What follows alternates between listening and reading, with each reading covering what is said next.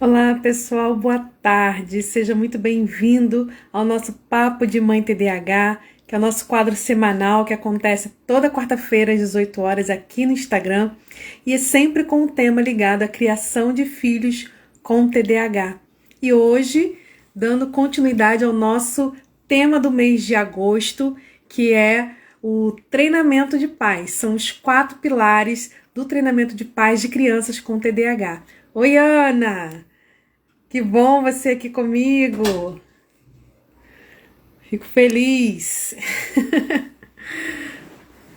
Estamos aqui começando mais um Papo de Mãe. Nós estamos no mês de agosto falando sobre o treinamento de pais, né, que é um dos pilares, um dos eixos do tratamento de crianças e adolescentes com TDAH. E dentro do treinamento de pais a gente tem basicamente 4 pontos, né, 4 pilares que a gente trabalha. A gente trabalha com a psicoeducação, que foi o tema da nossa live da semana passada. A gente trabalha com treinamento de habilidades emocionais, que é o tema da nossa live de hoje. Habilidades sociais, que é o tema da nossa live da semana que vem. E as habilidades voltadas para comportamentos, né? Treinamento comportamental, de manejo comportamental.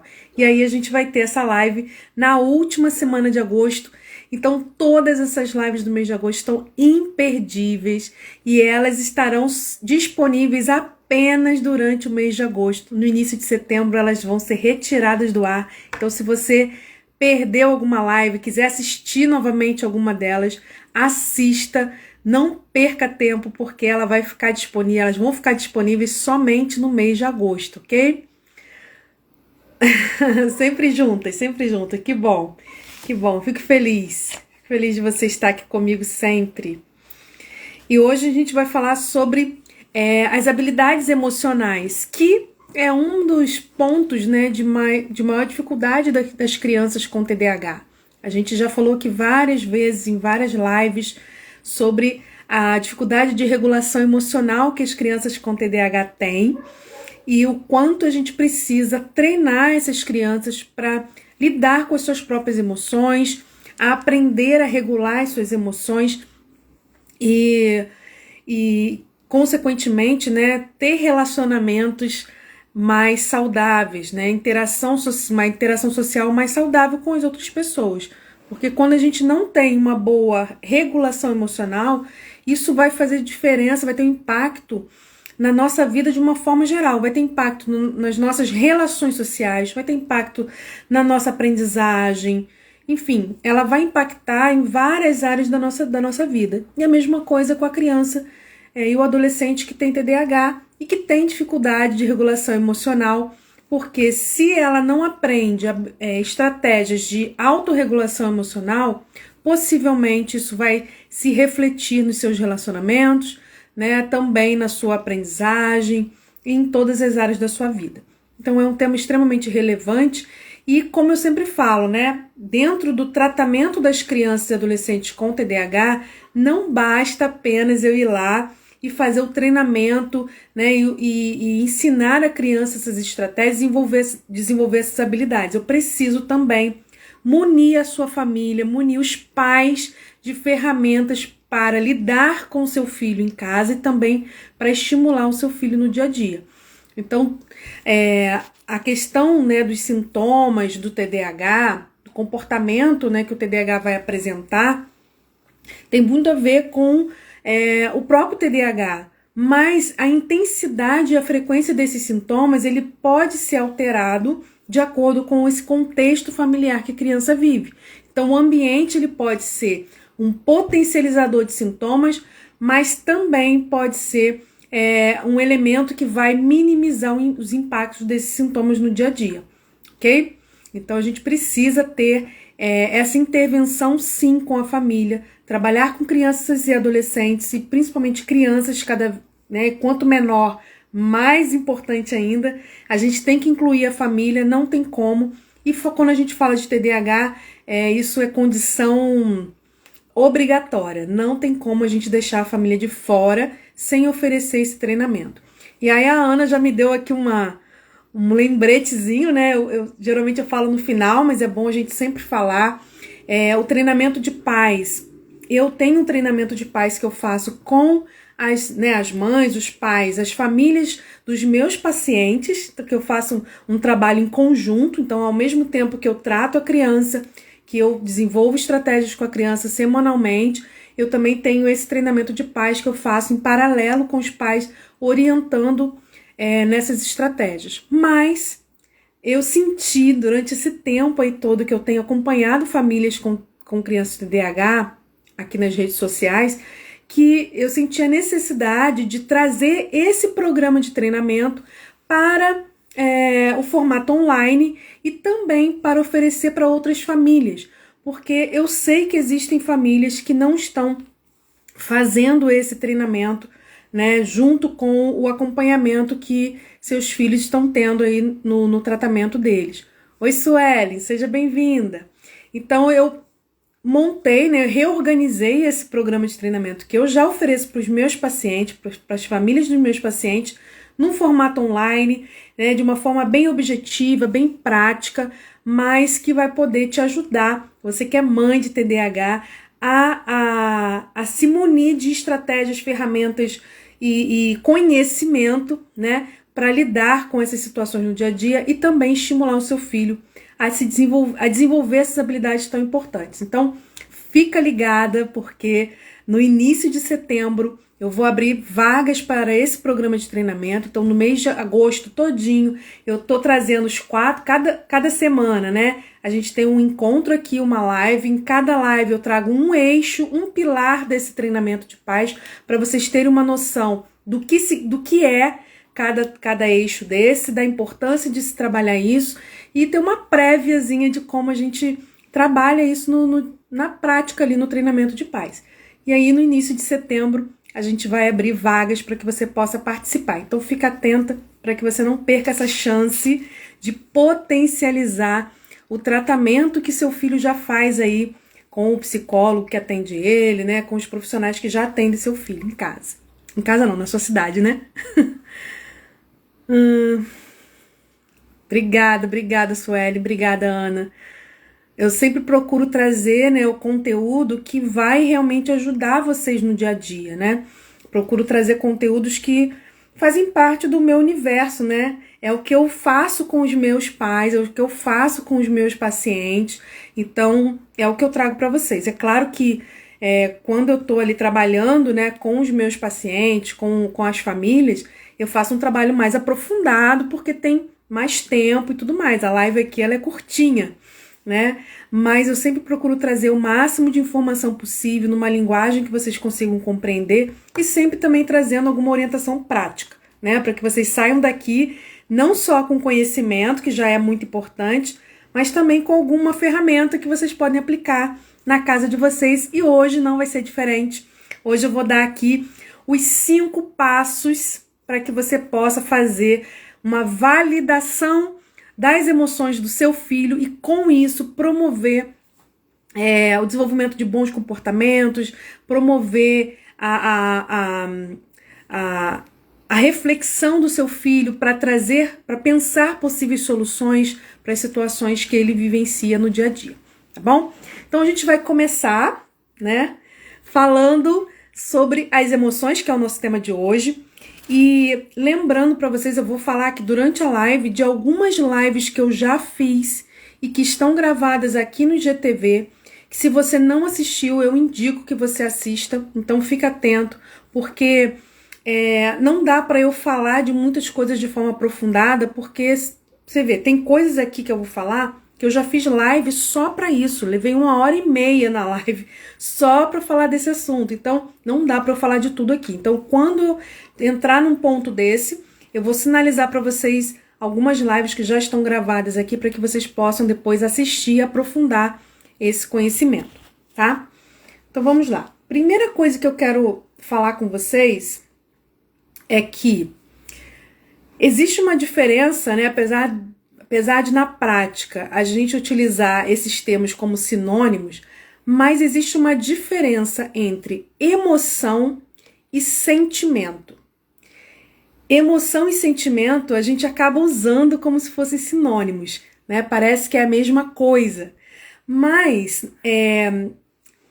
em termos de conceito, são duas coisas diferentes que se complementam, mas são duas coisas diferentes. Por que eu quero mostrar essa diferença aqui para vocês? Para que vocês entendam que as emoções, elas são uma reação do nosso corpo, né? A um estímulo que pode ser interno ou externo, né? Mas que é uma reação involuntária.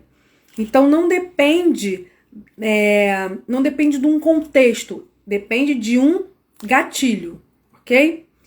Então vamos lá. Emoção é um processo sentido pelo nosso corpo e é quando ele reage a um estímulo que acontece ou no ambiente ou interno, né? Pode ser um pensamento, pode ser um pensamento pode gerar uma emoção. Mas a emoção, ela é muito primária, ela é muito não sei se eu poderia usar essa palavra instintiva, mas é algo que é inato, sabe? É algo que acontece sem que a gente tenha um controle. É involuntária. E ela provoca reações fisiológicas. Ela provoca reações que podem ser sentidas no nosso corpo. Então, vou dar um exemplo para vocês, né? Se eu estou diante de uma situação que me gera uma sensação de perigo e eu fico com medo, eu vou sentir essa emoção do medo dentro do meu corpo. Então eu posso sentir taquicardia, eu posso sentir um calafrio, um arrepio. Então a emoção, ela é uma reação, é um processo reativo do nosso corpo a um estímulo que vai causar sensações nesse meu corpo, tá? Sueli, sem problema. Se você não conseguir assistir, espero conseguir deixar gravada para que você possa assistir depois, tá bom? Tem problema não. Oi, Flávia! Seja bem-vinda, minha querida! Bom ter você aqui. Então, a emoção, ela é mais instintiva, né? Ela é mais... ela não tem muito controle, por isso que às vezes a gente usa essa expressão, né? Eu tenho que ter controle das minhas emoções, eu tenho que ter controle emocional. Gente, a gente não fala de... Às vezes a gente até usa essa expressão, mas na prática a gente não faz um controle das emoções, a gente faz uma regulação das emoções. Regular as emoções é diferente de controlar as emoções. Por quê? Porque diante de uma situação de perigo, eu não consigo controlar o fato de eu sentir medo. Isso é involuntário, é como eu sentir vontade de fazer xixi. Eu não tenho como controlar essa vontade. Então, se eu estou diante de uma situação muito boa, eu não consigo controlar o fato de eu estar alegre, de eu estar feliz com aquela situação, né? Se eu estou numa situação onde eu me sinto muito injustiçada, eu não consigo controlar a minha emoção de raiva, por exemplo. Agora, é claro que eu posso aprender a regular a intensidade dessa emoção para que minha resposta comportamental ela seja adequada à situação que eu estou vivendo. Para que ela não seja algo ou exagerado demais ou também algo que está aquém aquilo que é esperado, né, a reação esperada diante daquela situação. Então, a emoção ela precisa ser sentida, vivenciada, e não adianta a gente dizer para a criança para ela não ficar com raiva. Não adianta a gente dizer para a criança para ela não ficar triste, porque ela não vai conseguir deixar de ficar triste só porque a gente pediu, ou só porque a gente falou, ou só porque ela quer, né? É uma emoção que brota de forma involuntária.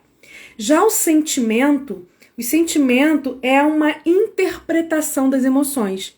É um significado daquilo que a gente sentiu, né? Daquilo que a gente teve de sensação, daquilo que a gente sentiu até no nosso corpo, né? As reações fisiológicas que nós tivemos.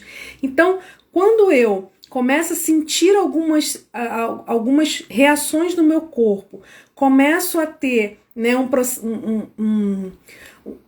perceber alguma emoção vindo diante de uma situação que eu vivi, eu interpreto aquilo como sendo um sentimento.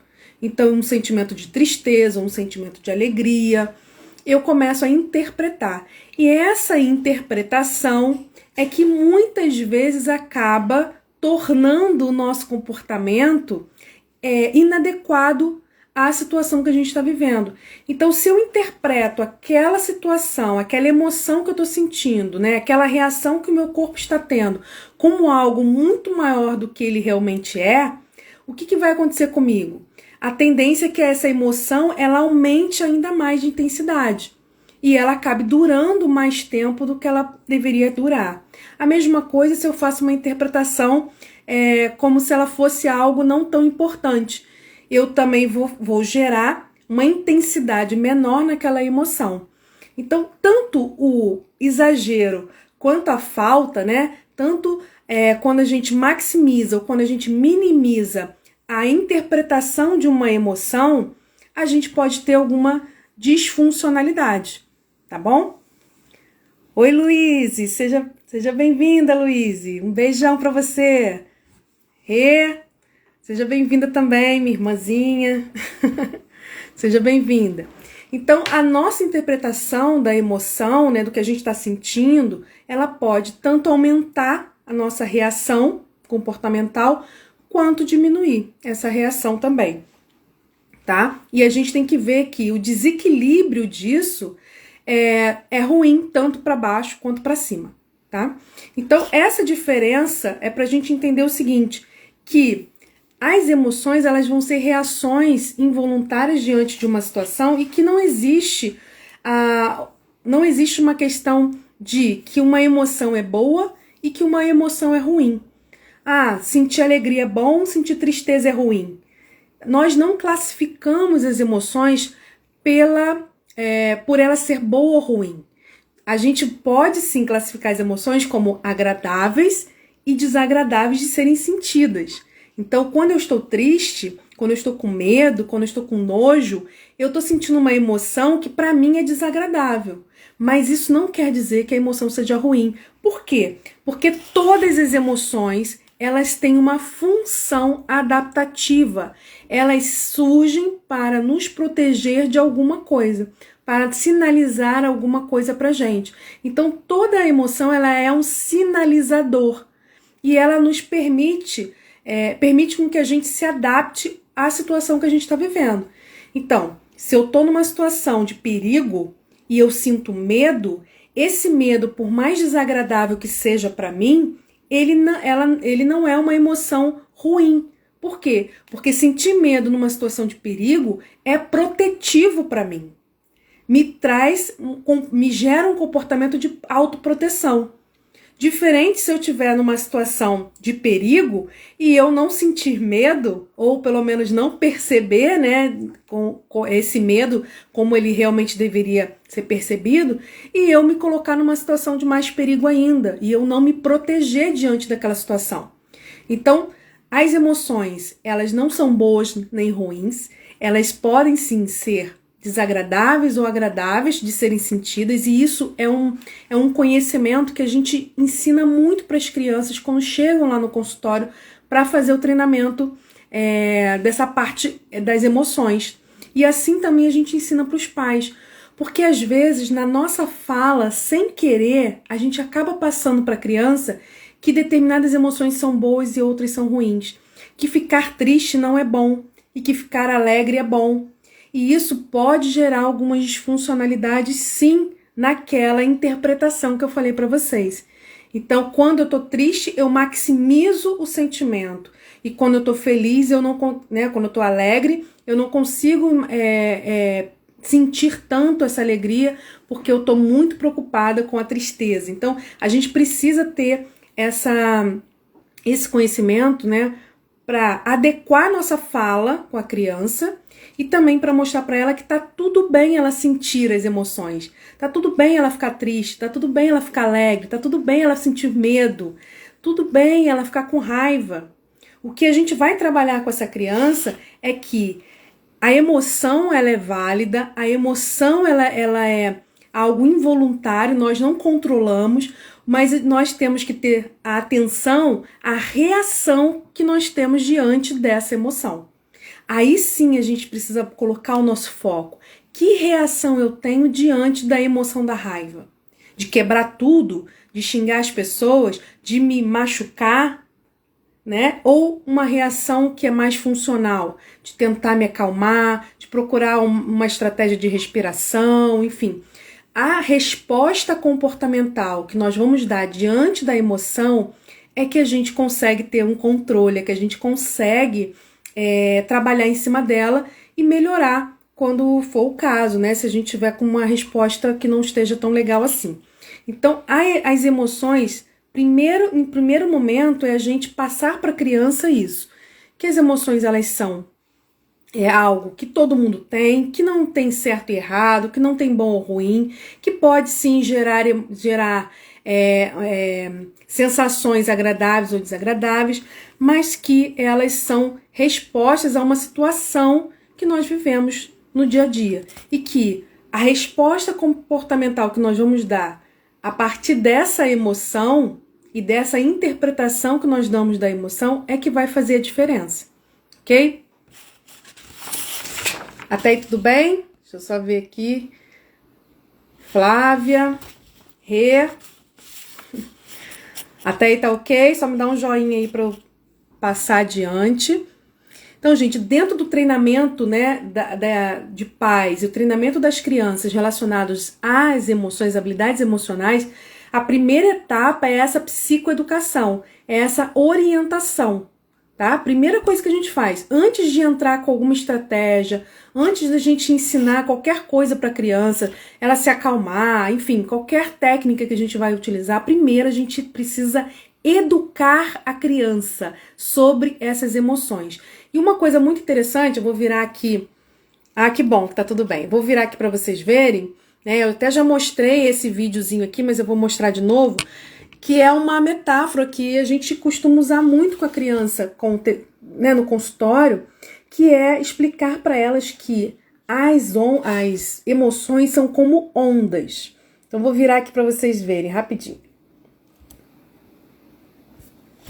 Então, a gente fala muito assim, né? As emoções, elas são como ondas. Elas vêm e elas vão. Elas vêm e elas vão. Algumas vezes elas são fortes, outras são fracas, né? São emoções, né? Ondas pequenininhas, fraquinhas, marolinhas que a gente chama, né? Existem várias intensidades de onda. Mas o que a gente precisa saber é que a onda, né, por mais que ela possa variar na intensidade, que ela possa variar na duração, elas não duram para sempre. Elas vêm e vão, elas passam. E isso é uma coisa tão interessante, porque quando uma pessoa tem transtorno de ansiedade, né, que ela entra em crise de ansiedade, uma das primeiras coisas que a gente ensina para ela, que a gente explica para ela, é que aquela crise de ansiedade, ela tem uma duração, ela pode até ser intensa, ela pode até te deixar muito nervosa, te deixar com medo, né, por conta das reações corporais que ela vai gerar, mas ela tem uma duração, então ela vai passar, espera, se acalma, procura se acalmar, faça uma respiração, ela vai passar. Porque ela é uma reação, né, fisiológica do corpo diante de uma emoção, de uma interpretação de uma emoção, que é uma interpretação desproporcional do que realmente a situação está gerando naquela pessoa. Então, essas ondas, né, o barco tá ali, o barco somos nós somos levados muitas vezes pelas emoções. E essas ondas, elas vão e vêm, e uma hora elas passam. Ora elas podem estar mais intensas, ora elas podem estar menos intensas. E isso a gente precisa saber para que a gente possa não só entender que, por exemplo, um ataque de raiva, né? Quando a criança está muito brava, está com muita raiva, que ela saiba que aquilo ali vai passar, ela não vai ficar sentindo aquilo para sempre, né? Que aquilo ali vai ser uma coisa momentânea. vai passar. E que você, mãe, também entenda isso. A criança, ela tá, né, numa crise de raiva, por exemplo, aquilo vai passar. Ela não vai ficar naquela crise toda a vida. E aí, a gente muitas vezes precisa esperar a onda parar de bater para que a gente consiga fazer a intervenção. E é isso que eu vou ensinar para vocês hoje. Não adianta você querer intervir no comportamento se a criança, né, tiver com as emoções muito revoltas, né, como fosse aquelas ondas muito fortes. Se ela tiver com as emoções muito mexidas, não adianta você querer falar nada, não adianta você querer trazer intervenção nenhuma, não vai funcionar. Então, o primeiro momento é você acalmar essa criança. Enquanto ela não sair da crise, você não consegue fazer uma intervenção.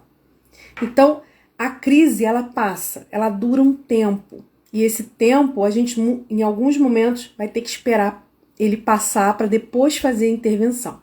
Então, aqui eu vou mostrar para vocês como vocês podem fazer isso, tá? E aí, o que é essa tal de validação emocional, né? Porque quando a gente ouve validação emocional, a gente interpreta meio assim: então eu tenho que validar todas as emoções do meu filho como se todas fossem certas, tudo que ele fizer tá certo. Dá a impressão que a gente está falando disso, né? Mas não é disso que a gente está falando. Quando a gente fala de validar as emoções, a gente está falando de acolher a emoção da criança. Acolher a emoção da criança. Por que acolher a emoção da criança? Porque a emoção, como a gente falou lá no início, ela é involuntária. A criança não escolhe ficar com raiva, ficar com medo, ficar triste, ficar alegre. Ela não escolhe isso. Ela reage a uma situação com aquela emoção. E quando a gente acolhe essa emoção, a gente está promovendo uma conexão com essa criança. E, gente, eu já coloquei até um post uma vez aqui no meu Instagram, né? Que fala sobre isso. Gere conexão antes da correção.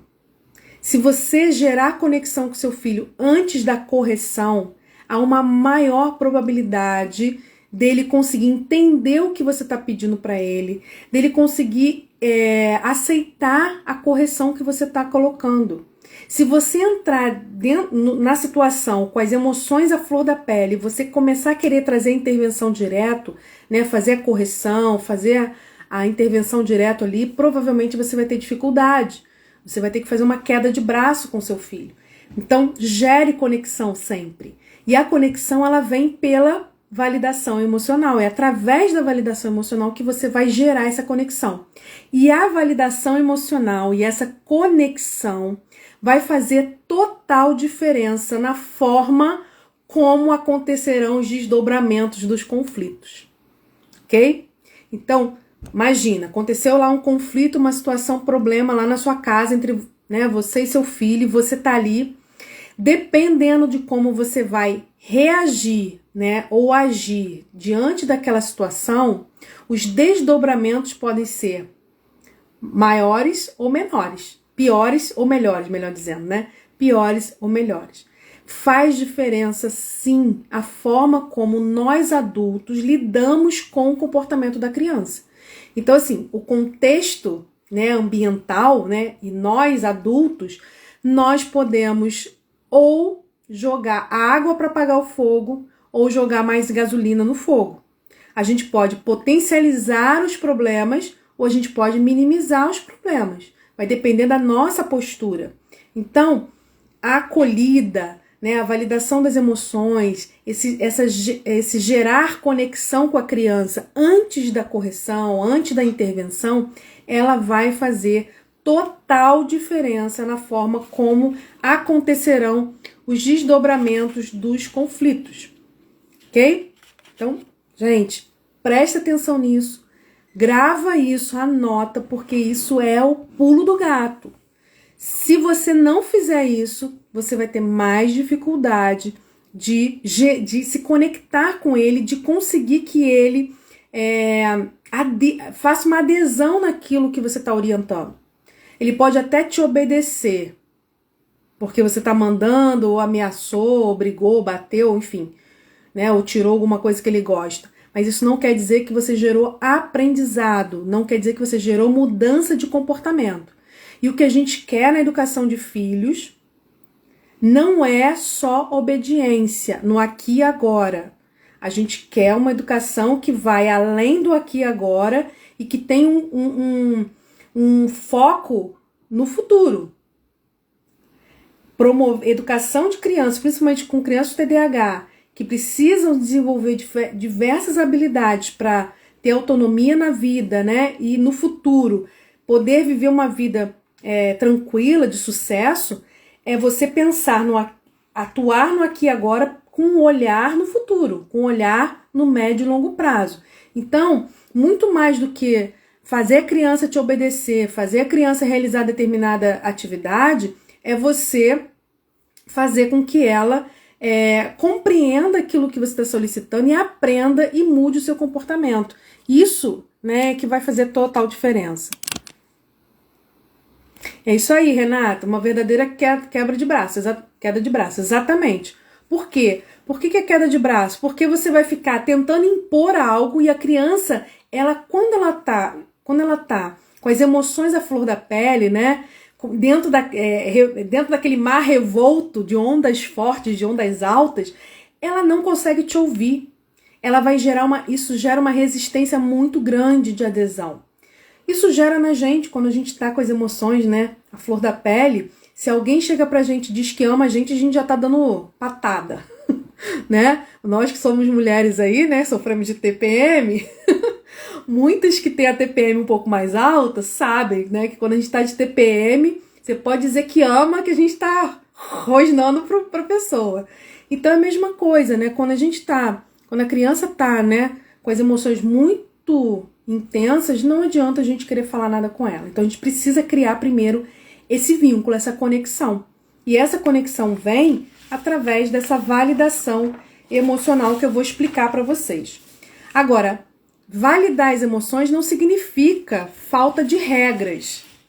Não significa que você vai passar a mão na cabeça da criança, porque às vezes os pais pensam, né, acham que é isso e acabam não fazendo a validação porque eu não vou acolher meu filho, ele acabou de bater no irmão, acabou de quebrar alguma coisa, eu não vou acolher meu filho porque senão ele vai achar que ele pode fazer o que ele quer. Gente, a conexão, né, a validação emocional, ela tem 5 etapas. Eu vou falar para vocês as 5 etapas. A conexão, né, essa acolhida dessa criança, ela é a primeira etapa. Às vezes nem a primeira, às vezes até a segunda, dependendo do caso que eu vou falar para vocês. Mas ela é a primeira etapa. A gente não vai deixar de educar a criança, a gente não vai deixar de dar a consequência que a criança precisa naquele comportamento, a gente não vai deixar de promover o reparo do dano que aquele comportamento da criança causou. Mas, primeiro, a gente vai acolher essa emoção. Então, acolher a emoção, a gente vai acolher essa emoção independente, né, dela precisar ou não de uma consequência. Quando a gente fala em acolher a emoção, a gente está falando de todas as emoções.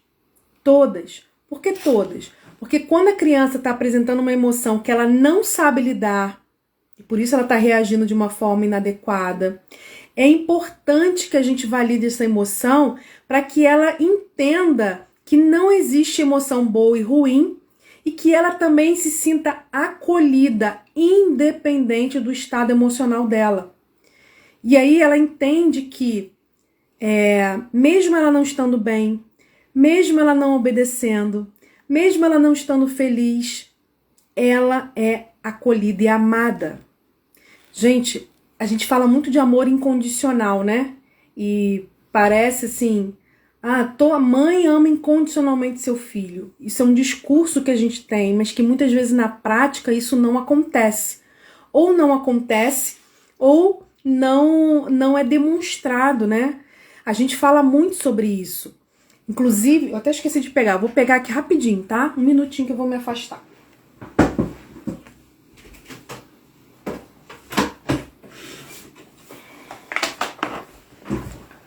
Voltei.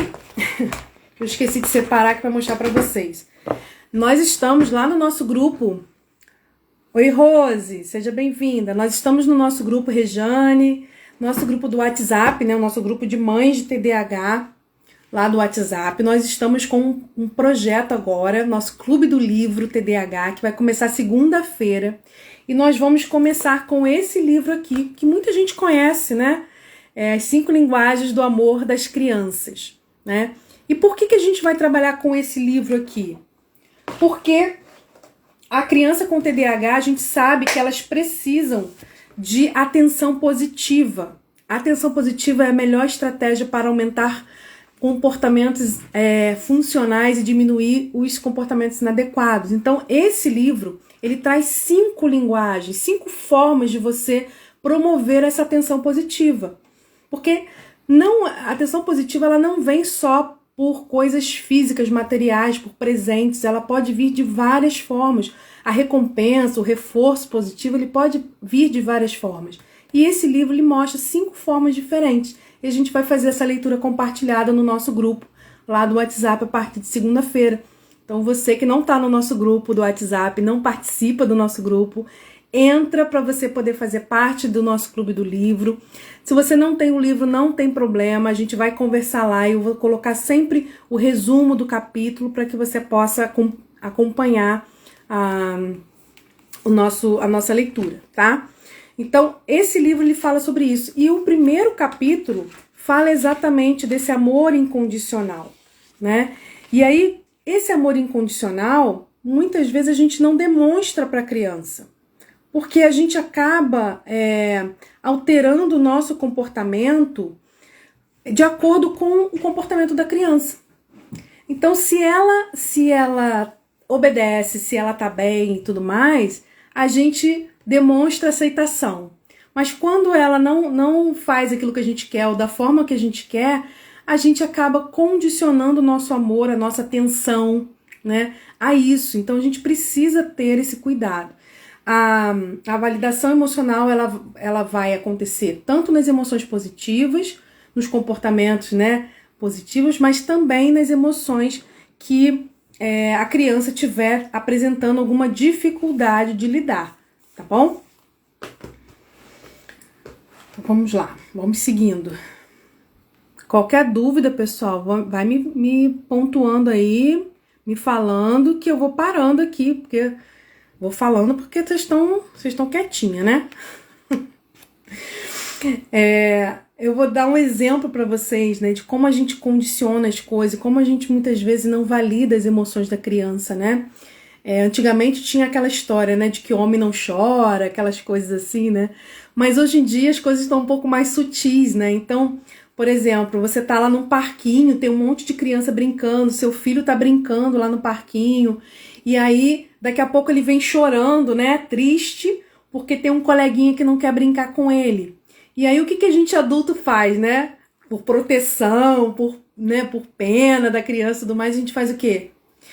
Ah, meu filho, não liga não, deixa ele pra lá, ele é feio, ou ele é bobo, não sei o quê, vai brincar com outro coleguinha.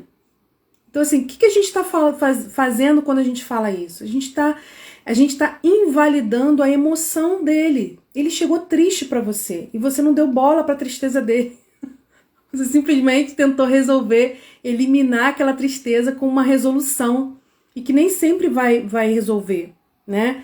Ou então a gente fala assim, que bobeira, para com isso. Brinca com outro coleguinha, você tem que ficar brincando só com ele. Ou então a gente fala assim, larga essas crianças pra cá, vem cá, eu vou brincar com você. Então assim, esse tipo de comportamento, a gente acaba invalidando a emoção da criança, né? Dizendo, a gente fala nas entrelinhas de que não precisa ficar triste não, ficar triste é bobagem. Não, ficar triste não é bobagem. Quando eu quero brincar com um coleguinha que eu gosto dele e esse coleguinha me trata mal ou não quer brincar comigo, eu posso ficar triste sim. Eu tenho direito de ficar triste. Agora, isso não me dá o direito de ir lá bater no amiguinho, obrigar ele a brincar comigo, né? Enfim, a minha reação diante disso não precisa ser uma reação agressiva, enfim. Mas eu posso sim sentir que eu fiquei triste com aquela situação. Oi, Daniele, seja bem-vinda, boa noite. Amanda também tá entrando. Então a gente precisa ficar atento a essas falas, né? Sem querer, querendo. Sem querer, a gente a gente coloca aí, né, e acaba invalidando as emoções da criança, né? Então vamos lá, vamos para os 5 passos, então. 5 passos para validar a emoção do seu filho. E antes da gente começar com os 5 passos, eu vou dar para vocês o pré-requisito.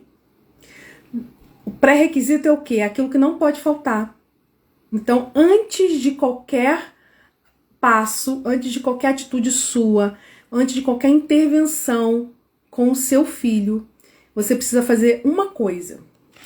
E essa coisa é: se acalme. Tenha autocontrole.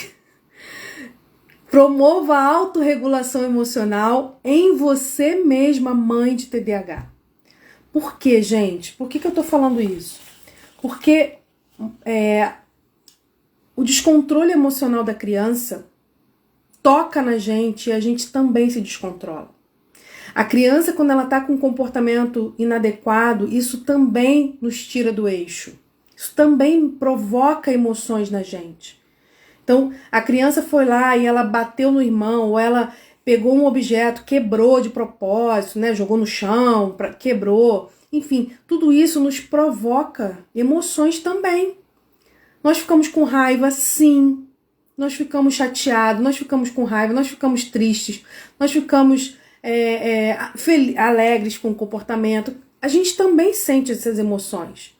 Então, nós precisamos primeiro nos autorregular para depois fazer qualquer intervenção. Então, a primeira coisa, antes de tudo, né, o pré-requisito é você regular as suas emoções, você se acalmar.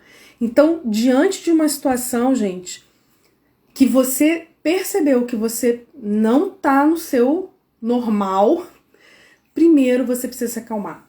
Ou você vai respirar, ou você vai contar até 10, ou você vai pedir mesmo para dar um tempo, mas você precisa se acalmar antes. E isso é uma coisa tão importante, parece que eu tô falando óbvio, né? Mas não é.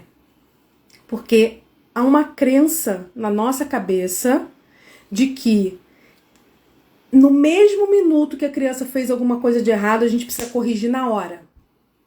Há uma crença de que a gente precisa tomar uma atitude na hora, porque se a gente não toma atitude na hora, é como se a criança estivesse ganhando a parada. Entendeu? E aí o que acontece? Pra gente não perder a parada, a gente reage automaticamente, emocionalmente, porque a gente vai estar com as emoções mexidas, no calor da situação. E na maioria das vezes dá ruim. Na maioria das vezes a gente se arrepende depois. Então, você não precisa tomar atitude na hora. Tô falando atitude no sentido de correção do comportamento, de ensino da criança do que fazer, tá? E do que não fazer. Então você pode sim ter esse momento de respirar e se acalmar. E se for necessário, dá um tempo. A gente fala de pausa positiva, né? É um nome que a gente utiliza para isso. Então, a pausa positiva nada mais é do que você sair de cena durante um tempo e se acalmar. Quando você estiver mais calma, aí você volta e conversa e toma a atitude que você tiver que tomar, inclusive de consequencializar aí o comportamento do seu filho, tá? E aí a tendência é você aplicar a consequência mais coerente, né? E não com a intensidade de emoção que você está vivenciando naquele momento. Então, primeira coisa, se acalme. Quando a gente começa a fazer esse treino, porque isso é um treino, porque automaticamente a gente reage. A gente para de reagir às situações e a gente começa a agir diante das situações. Isso é uma mudança que faz toda a diferença. Gente, eu sei que tem comportamento de criança que dá vontade de a gente socar, né? Que desperta raiva na gente mesmo. Eu sei disso. Mas o nosso objetivo não é punir a criança, corrigir a criança e fazer ela obedecer a gente. Nosso objetivo é promover desenvolvimento saudável nessa criança. Que vai ter um impacto aqui a curto prazo, mas principalmente vai ter um impacto a médio e longo prazo. Então, nós precisamos, primeiro, ser o modelo. Então, se eu uso em mim mesma técnicas de autorregulação e eu estou regulada para poder ajudar o meu filho, eu vou ser modelo para o meu filho. Isso é importante. E eu também vou ser pacificador. Gente, nós precisamos ser pacificadores das situações. Pacificador não é passar a mão na cabeça. Pacificador é resolver o problema da melhor forma possível, sem colocar mais fogo na fogueira. Isso é ser pacificador. Pacificador não é fingir que o problema não aconteceu. Pacificador é resolver o problema da melhor forma possível. Entendeu? Então nós precisamos ser pais pacificadores para que a gente consiga resolver os problemas da melhor forma possível. Então vamos lá. Primeira etapa. Vocês estão aí ainda? Sim ou não? Não me deixem falando sozinha, por favor. Vamos ver quem tá aqui. Tem bastante gente. Que bom. Que bom que vocês estão aqui. Mas, olha, interajam comigo, por favor. Eu sei que é muita informação, eu sei que é muito conteúdo. Eu sei, mas eu gosto quando vocês falem comigo, porque eu me sinto assim, ó, conectada com vocês, entendeu? A conexão, ela é muito importante, gente. Isso aí. Sim, tudo bem. Pode ser um sim, não tem problema não. É só pra eu ver que vocês estão acompanhando e tudo bem. Então vamos lá. São 5 etapas, tá? Primeira etapa da nossa validação emocional, né? Desses passos para validação das emoções do seu filho. Primeira coisa, a gente vai ajudar a criança a identificar a sua emoção. Não tem como sair? Ai, Adriana, você é linda. De maneira nenhuma, sua orientação é valiosa. Obrigada, Simone, obrigada mesmo. Vocês são lindas, obrigada. Fico muito feliz de vocês estarem aqui, gente. Tem gente que fica tão preocupada, né? Número de pessoas na live. Gente, eu fico tão feliz quando eu vejo uma mãe que assistiu uma live minha uma semana, na outra semana tá aqui de novo. Ou uma psicopedagoga que voltou. Que se ela voltou é porque ela gostou, né? Teve alguma coisa de bom, né? Então, eu fico mais feliz com a fidelidade de vocês aqui comigo, que, né, as mães estão aqui toda semana, do que como tem um monte de gente que às vezes vem e assiste, né, um pedaço, sai e volta. Obrigada, olha, eu fico muito feliz mesmo. Muito feliz. Então vamos lá. Primeira etapa é a gente ajudar a criança a identificar a sua emoção. E como a gente faz isso? Nomeando a emoção que o seu filho está sentindo. Nomear a emoção vai ajudar o seu filho a identificar as suas próprias emoções e também vai fazer com que você consiga checar, né? Checar se aquilo que você está interpretando, que ele está sentindo, é realmente o que ele está sentindo, ok? Então, gente, às vezes a criança, ela tá bufando de raiva, você tá olhando para ela e você tá vendo que ela tá com raiva, mas na verdade, lá no fundo, ela tá triste e ela tá reagindo, né, de uma forma agressiva, não porque ela tá com raiva somente, mas porque ela tá triste. Então é importante que a gente identifique essas emoções.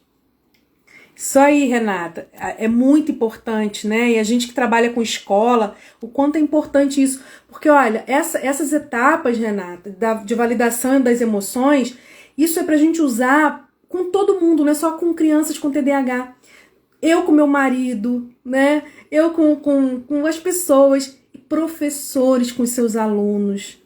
Gente, se o professor se conectar com o aluno antes de chamar atenção, antes de brigar, né, antes de corrigir um comportamento, vai ter muito mais resultado do que simplesmente, né, ela ir lá e brigar e botar sentado, que daqui a pouco ele vai estar de novo levantando e fazendo. Enfim, a gente precisa usar essas estratégias, né, em todos os lugares, não é só em casa com a criança. Então vamos lá. Então, essa nomeação é importante. E aí, gente, eu vou falar duas coisas.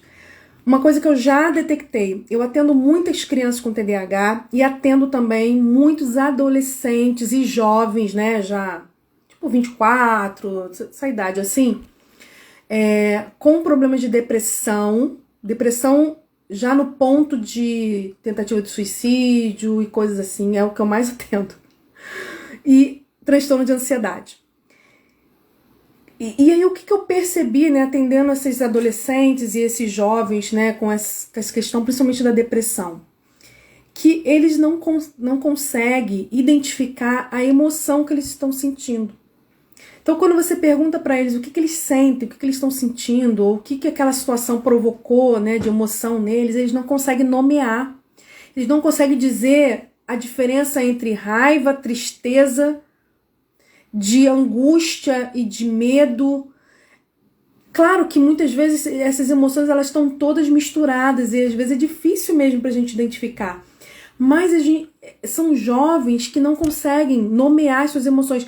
E se eu não consigo dizer o que eu estou sentindo, como eu vou dar sentido para isso?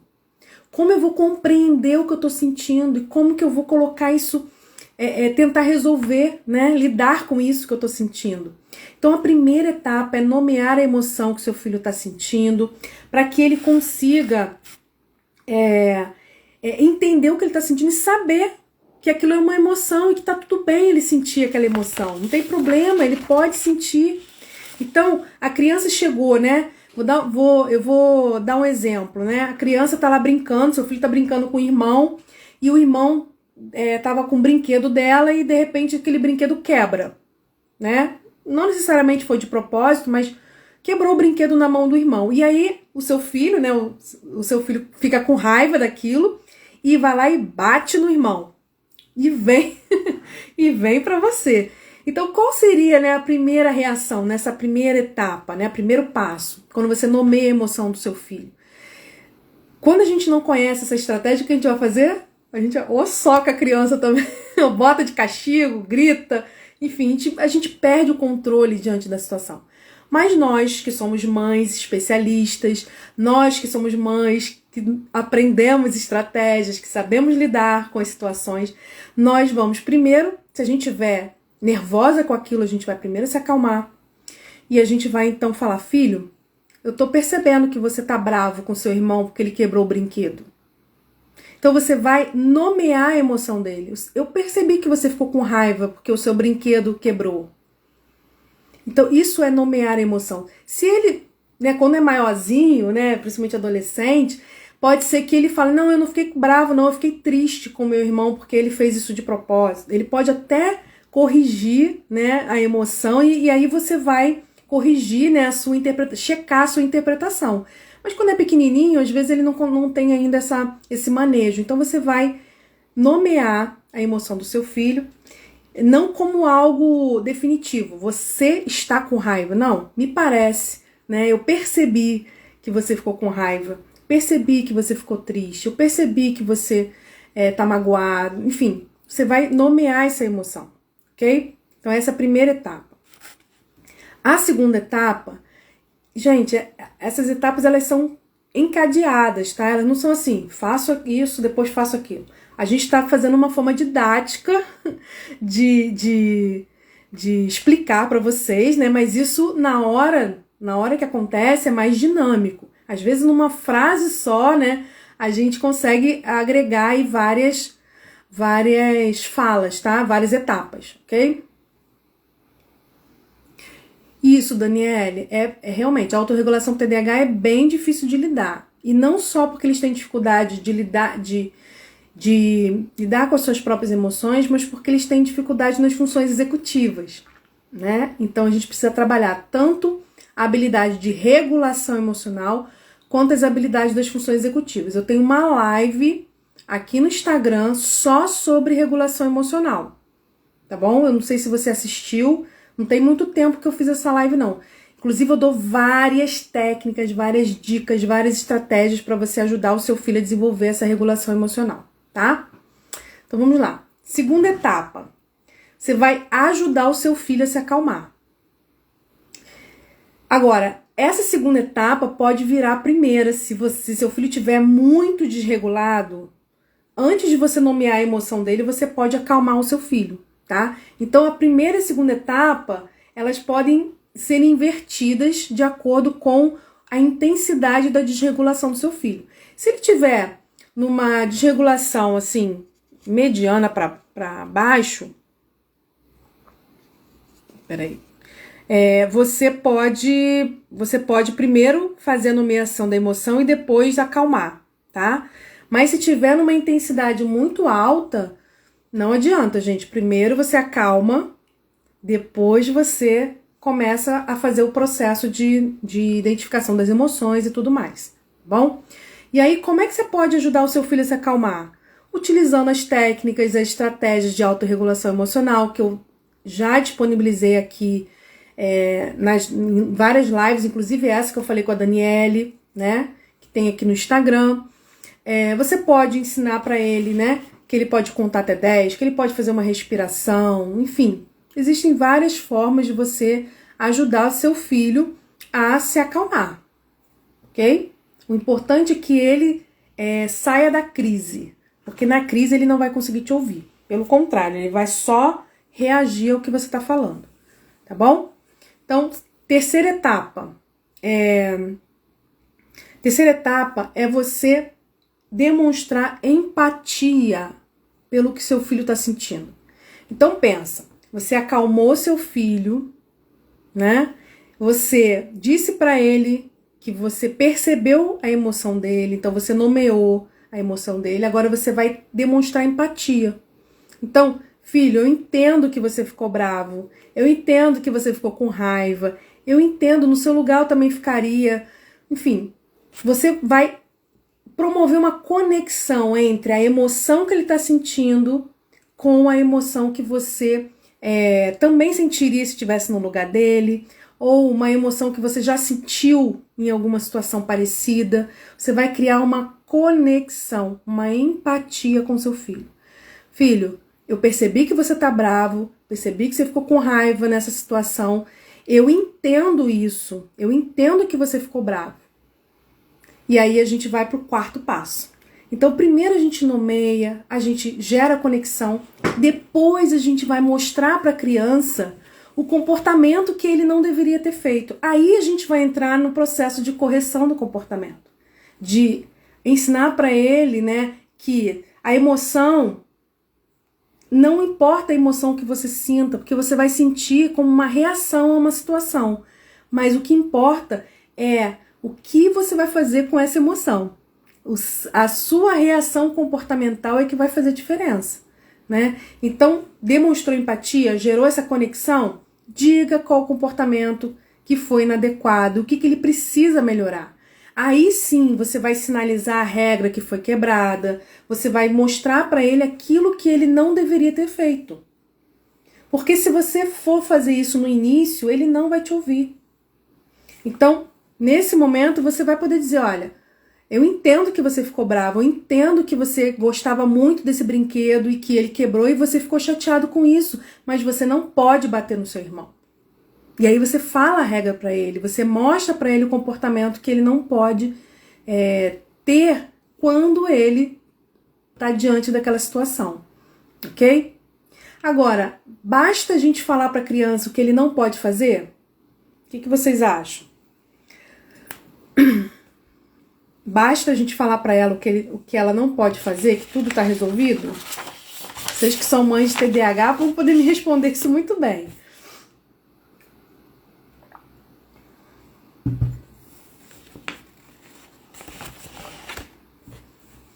Sim ou não? Sim ou não? Oi, Elisa.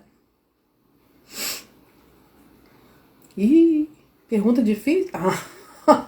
Ainda bem que tem uma mãe especialista aqui, ó. Mãe especialista TDAH para responder. Não basta, exatamente.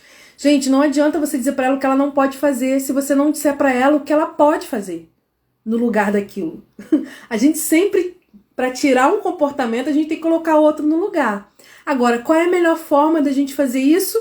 Através da técnica de resolução de problemas, que foi a nossa última live do mês de julho. Tô perdida nos meses. Nós temos uma live aqui no Instagram, era para eu já ter tirado essa live daqui, eu não tirei ainda. Vou dar uma chance para vocês assistirem se vocês perderam. Tem uma live só eu ensinando a você como fazer a aplicar a técnica de resolução de problemas, que é a técnica que a gente usa para mediação de conflito. Renata, pega essa técnica aí para levar para sua escola. Mediação de conflito é através da técnica de resolução de problemas. Então, se a gente mostrou a regra para ela, disse para ela, sinalizou para ela qual o comportamento dela não estava adequado, qual era a regra que ela quebrou, a gente agora precisa ensinar a ela um novo comportamento, precisa ensinar para ela o que ela pode fazer, né, de positivo no lugar daquele comportamento que ela estava inadequado. E aí, como que a gente faz isso? Ajudando o filho a resolver o problema. E aí, como que a gente ajuda o filho a resolver o problema? A gente pode usar a técnica de resolução de problemas. Então, se você perdeu a live, né, assiste, porque você vai ver todo o passo a passo de como fazer resolução de problemas. Mas eu vou fazer um resuminho aqui, né? Então para você ajudar seu filho a resolver problemas, você vai ajudar ele a pensar. Você não vai dar a resposta pronta para ele. Você não vai dizer para ele o que ele tem que fazer. Você vai ajudar seu filho a pensar pelo menos 3 alternativas que ele poderia ter tido naquela situação. Então, ao invés de bater no irmão, o que ele poderia ter feito? Chamado a mãe, né? Ele poderia ter, sei lá, dito pro irmão que ficou triste porque ficou triste porque ele quebrou o brinquedo. Enfim, ele poderia ter feito 3 coisas no lugar daquilo, no lugar de bater no irmão.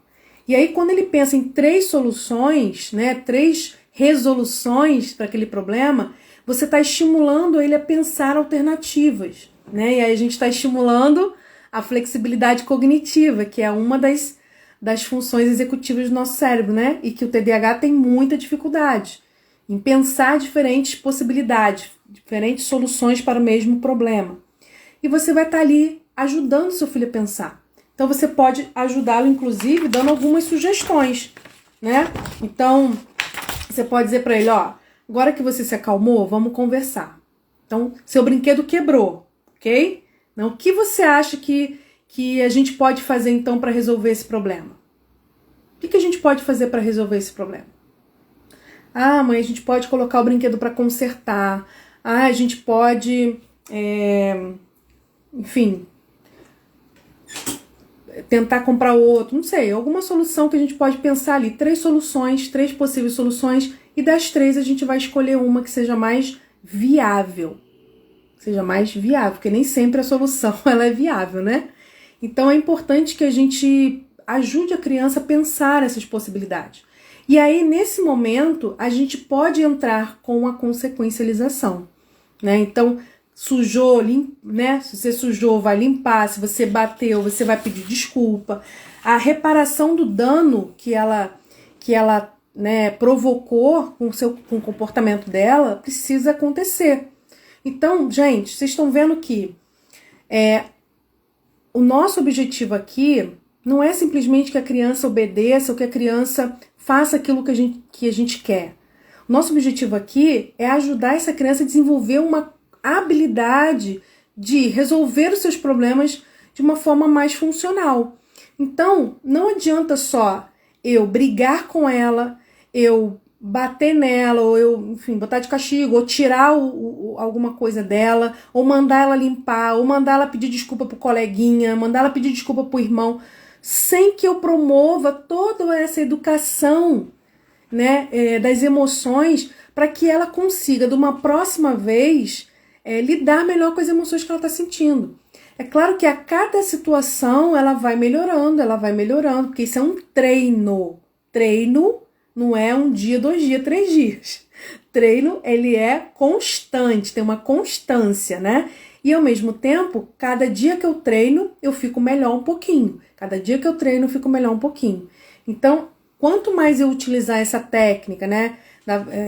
Esses passos com a criança, mais ela vai sendo treinada e mais ela vai desenvolvendo essa habilidade, tá bom? E aí, nesse final, quando vocês já se acalmaram, onde você já se conectou com seu filho, onde você já sinalizou para ele o comportamento que estava inadequado, onde você já ajudou seu filho a pensar em possíveis soluções para esse problema, você então vai aplicar a consequência que for necessária e você vai também, se for o caso, né, promover a reparação do dano. Então, vai lá, vamos lá, né, você pedir desculpa pro seu irmão, que você bateu nele, enfim.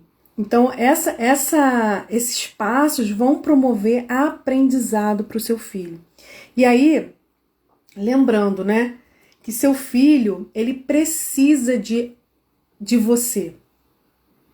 O seu filho precisa de você mediando todo esse processo. Esse passo a passo, gente, muitas vezes nós que somos adultos não sabemos fazer. Você imagina a criança. E ainda criança com TDAH, que tem dificuldade olha, as 3 dificuldades principais do TDAH que a gente falou aqui mês passado. Tem dificuldade de controlar os impulsos, controle inibitório. Tem dificuldade de... Ai, Jesus, me deu branco agora. De lidar com flexibilidade cognitiva, que é pensar várias alternativas para o mesmo problema. E tem uma outra que agora me deu branco. Me deu branco agora. Daqui a pouco eu lembro. Então, se ela tem essas dificuldades, né? Na memória de trabalho. Memória de trabalho. Mas vamos focar nessas 2 que tem mais a ver aqui. Então, dificuldade de controle dos impulsos, controle inibitório. E dificuldade na flexibilidade cognitiva. Se ela tem dificuldade nessas 2 habilidades principais, gente, ela não vai conseguir fazer isso sozinha. Então, ele precisa de você, ele precisa do seu acolhimento, ele precisa do seu suporte, porque o cérebro dele ainda está se desenvolvendo. O cérebro dele não está completamente maduro para resolver os problemas sozinho. Ele precisa aprender como faz isso.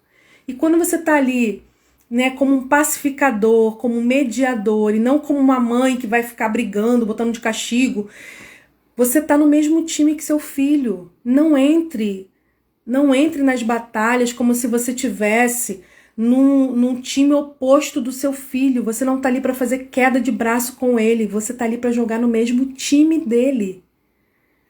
Pensa nisso na hora que você for corrigir o seu filho, na hora que você estiver diante de uma situação, por mais vontade de arrancar os cabelos que você fique, que eu sei que fica, porque tem situação que nossa raiva vai lá no topo. Eu sei disso.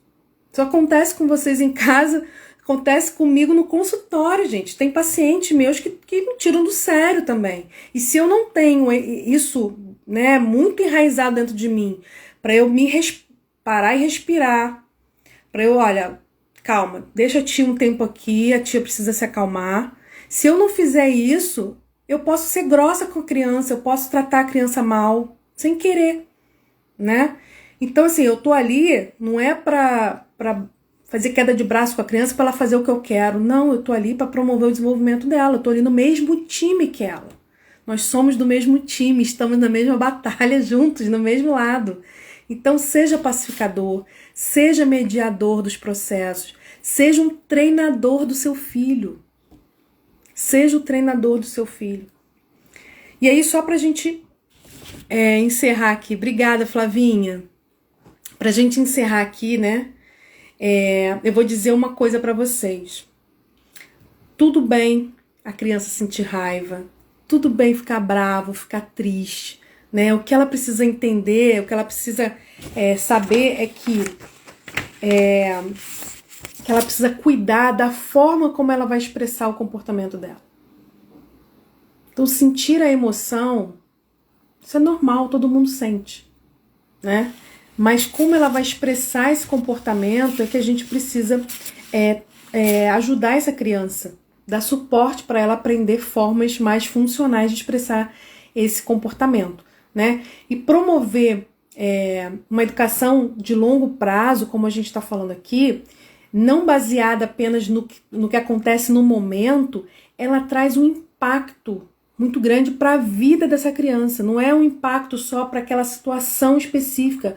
Aquilo vai ser generalizado para outras situações em outros momentos da vida dela. Então, o impacto dessa validação emocional é um impacto a longo prazo, que não vai só promover um resultado aqui e agora, mas ele vai promover um resultado principalmente a médio e longo prazo. Então, quando você valida as emoções do seu filho, você está ensinando que Está ensinando a longo prazo que tudo bem sentir as emoções, né? Que ele vai ser acolhido independente do seu comportamento, independente do desconforto emocional que ele sente, mas que diante desse desconforto emocional, né? Diante dessa situação, da situação que ele vive, ele precisa primeiro aprender a parar, se acalmar antes de agir. Isso é um aprendizado que a gente leva para a vida, gente. Não é um aprendizado só para uma briga de irmão. Não é um aprendizado só para uma confusão que está aí na sua casa hoje. É um aprendizado para a vida. Porque na nossa vida, se nós não aprendemos, e não é aprender só de saber, é aprender de usar. Se nós não aprendemos a primeiro nos acalmar, né? Pegar o controle da nossa vida nas mãos, para depois a gente agir, a gente vai falar coisa que não deve, a gente vai fazer coisa que não deve, a gente vai se arrepender, a gente vai meter os pés pelas mãos. Então a gente precisa desenvolver isso. E a gente começa fazendo isso quando? Quando eles são pequenos, né? E aí, no início, a gente vai ter que fazer com ele esse passo a passo, fazer com ele. De tanto que a gente faz com ele, ele aprende a fazer sozinho. Ok? Ai, menina. Deixei vocês emocionadas, é? Ficou emocionada. Você me fez chorar agora, obrigada. Gente, olha, eu não tô aqui, quando eu falo isso, vocês estão vendo que eu fico aqui, eu não fico defendendo a criança com TDAH, não. Eu falo que ela é difícil, sim, né? Que é complicado, sim, eu sei, porque eu lido também, né? Eu tenho uma sobrinha que tem TDAH, quando eu era menorzinha, né? Só Jesus. Agora, graças a Deus, melhorou bastante. Mas, tendo paciente com TDAH, lido com mães aí todos os dias, mães de crianças com TDAH, eu sei, eu não tô minimizando, não. Eu só tô dizendo o seguinte, que se vocês não tomarem as rédeas da situação nas mãos, vocês vão ficar reféns do TDAH. E o TDAH, mais uma vez, gente, falei semana passada, TDAH não veio para te parar. TDAH não é um impeditivo, o TDAH é um obstáculo a ser superado. Vocês não são inimigos dos filhos de vocês, nem o filho de vocês são inimigos de vocês, como às vezes eu escuto mães, né, falando, porque eu não aguento mais meu filho, porque meu... Gente, eu sei que tem hora que a gente precisa desabafar mesmo, não aguenta mesmo, que tá cansada. Mas você não é inimigo do seu filho, nem seu filho é seu inimigo. Ele não faz as coisas para te machucar de propósito. Ele não faz as coisas, sabe? Ele tá reagindo de forma que ele não sabe fazer de outra forma. Ou ele não sabe se expressar de uma forma mais adequada. Então, estamos no mesmo time. Não é para passar a mão na cabeça da criança. Não é para fingir que não tá acontecendo nada. Não é para achar que ele é coitadinho que tem TDAH, então deixa assim mesmo. Não é para isso. Nós precisamos intervir sim, corrigir comportamentos, trazer a consequência, fazer o reparo de dano. Tudo isso a gente vai fazer, é preciso fazer. Trazer a regra, mas a gente também precisa acolher. A gente também precisa validar essa emoção. E a gente também precisa ensinar para ele outras formas de agir, senão aquela que ele está acostumado a agir.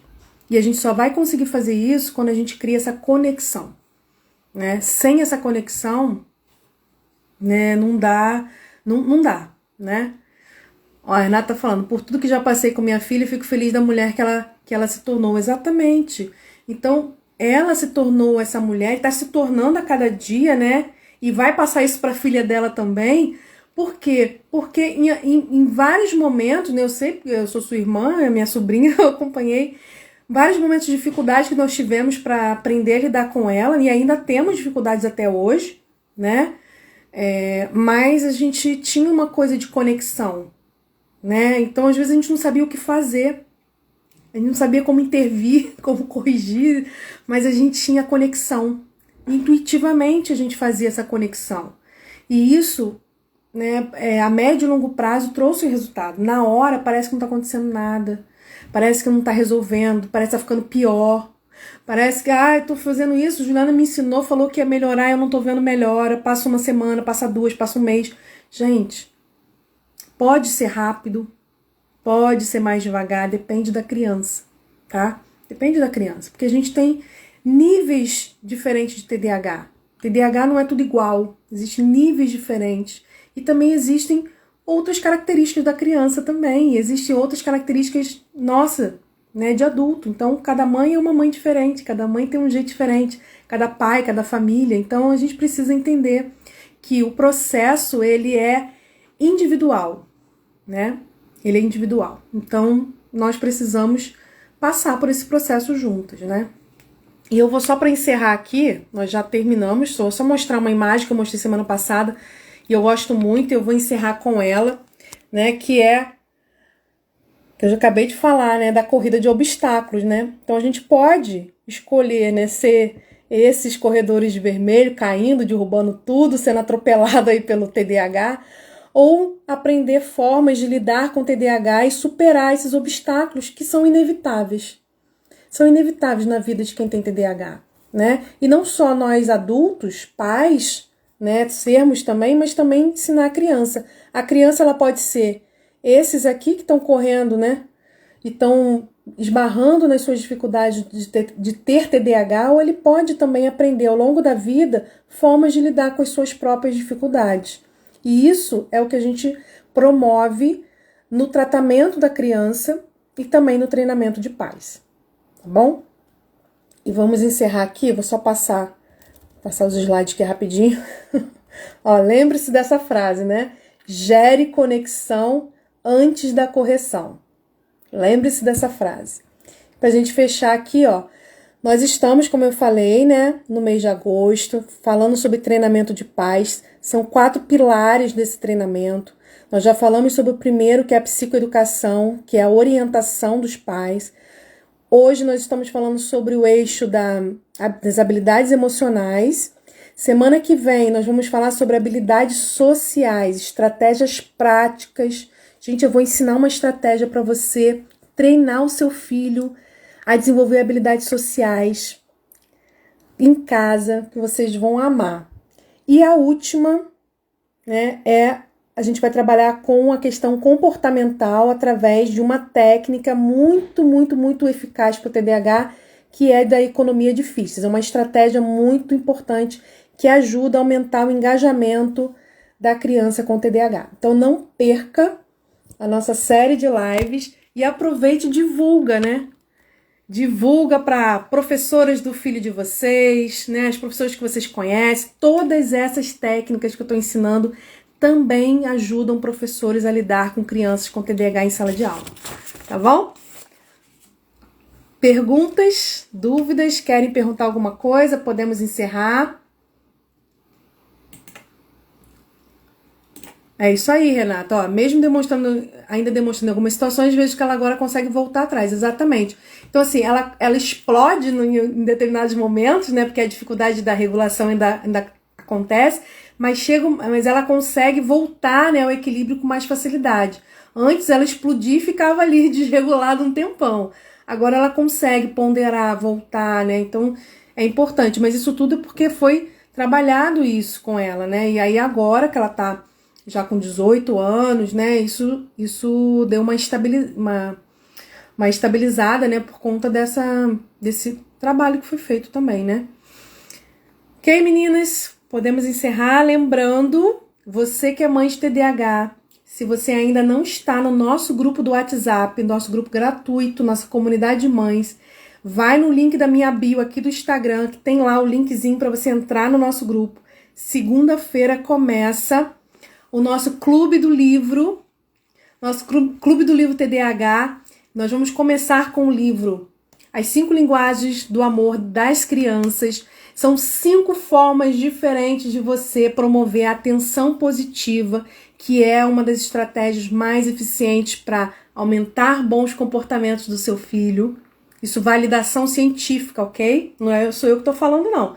Tem validade, pesquisa científica no mundo todo falando. Eu tenho até uma live aqui no Instagram que eu fiz sobre isso, falando que a atenção positiva é a melhor estratégia para aumentar comportamentos funcionais em crianças com TDAH.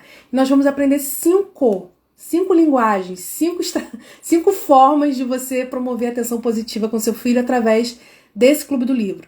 Cada semana a gente vai ler um capítulo juntas, Quem tiver o livro em casa vai poder ler, acompanhar, né, a leitura, e no grupo a gente vai conversar, discutir sobre aquele capítulo, e toda quinta-feira eu vou colocar um vídeo e um e-book com o resumo daquele capítulo lá no grupo, para que você tenha acesso e possa acompanhar, tá bom? Então eu te espero lá pra gente dar continuidade a esse nosso bate-papo. Beijão, pessoal, fiquem com Deus, obrigada aí a presença de vocês. Tchau, tchau!